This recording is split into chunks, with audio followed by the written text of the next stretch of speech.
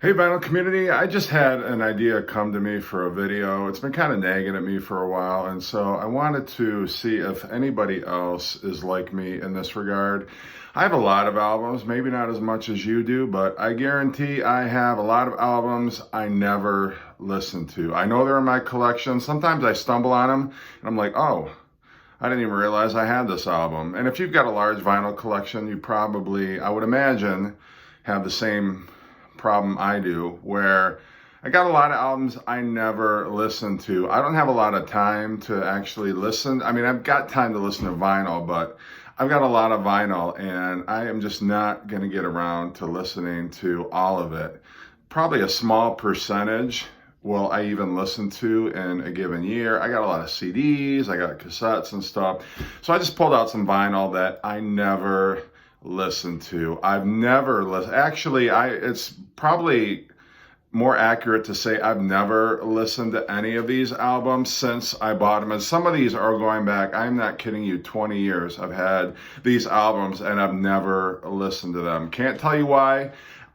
I don't want to get rid of them necessarily, but I just don't listen to them. I'm that way. I'm very impulsive when I buy records. I buy stuff that I may never listen to, but at the time it seemed like a good idea. I wasn't even drunk when I was shopping. I just bought them thinking, well, I don't know, that seems like a cool album to own. Maybe I'll find the time or the inclination to listen to it, but no, never. It's like exercise. I always say, yeah, I'm going to exercise. Yeah, sure. Buy that treadmill. You know, I'll use it. Nope.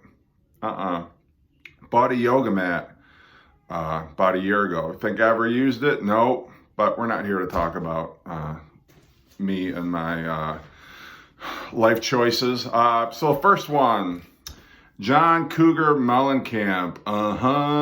First of all, I hate the cover art. Like, really atrocious cover art. Whoever commissioned this, it's like a bad tattoo, really. But anyway, it's not a bad album. I mean, it's got Crumbling Down on it, Pink Houses, Authority Song. Do you want to know why I can't tell you what the other songs are, whether they're good or not? Because I don't listen to this album. Don't know why. Not a bad, I like John Cougar Mellencamp, but just never throw that one on the turntable. Billy Joel, Street Life Serenade. I know what the title track sounds like. The rest of it, no. Well, The Entertainer I've heard before. I know that one, but Clueless, no idea. Why? Because I like Billy Joel, but I've got so much Billy Joel vinyl I just don't listen to. I don't know why. Either I'm not in the mood or I don't know. This one I don't know that much about, so probably it would behoove me to put it on once in a while. What's the matter with me? I don't know. But I'm just like, sometimes I even forget that album exists because he's got so many other good ones in the early 70s. But anyway, don't get me started on Huey Lewis and the News. I have no idea how I ended up with so much Huey Lewis and the News in my collection, let alone this one. Like, I know Perfect World, no idea what the rest of this album sounds like. It might be great. It might be a fantastic album. I doubt it. Pretty sure it's not.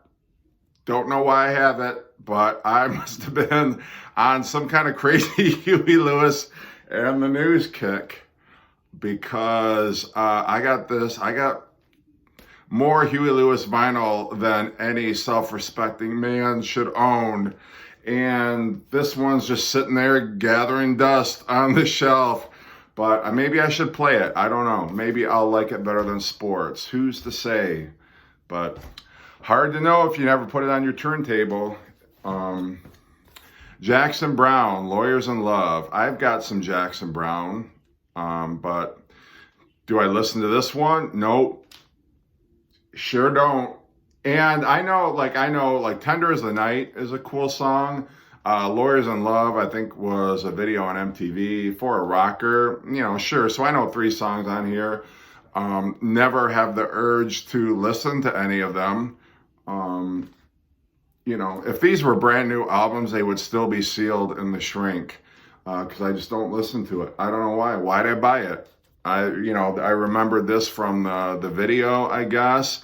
I thought maybe someday I was going to turn into a Jackson Browne mega fan, but, here we are 8 years later, and I'm still never listening to this album. I probably never will, truth be told. I don't know, I'll be dead, and my kids will be going through my record collection being like, why does Dad have this? What in the hell? I don't know. I can't explain it. Don't ask me in the comment section to explain myself. I cannot. Just same reason. I like Chicago. I do. I got a lot of Chicago albums. You think I'm listening to this one? Nope. Sure not.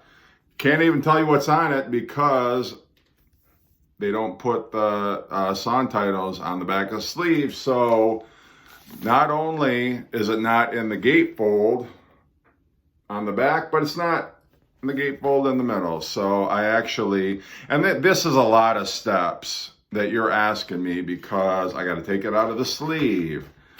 I got to take the sleeve out of the record. I got to deal with this. And then I got to see what the hell is on this album. I know If You Leave Me Now is on here, but what else is on here?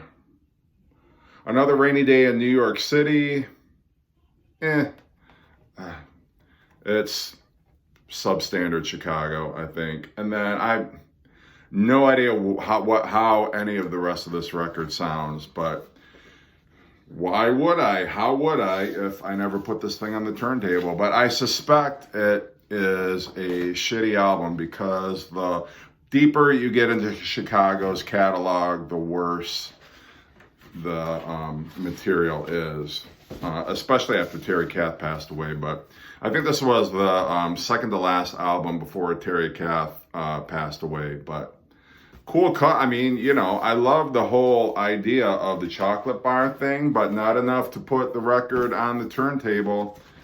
And then the last one that I have here is Robyn Hitchcock and the Egyptians. I have no idea what Robyn Hitchcock sounds like, or at least I can't remember if I ever did.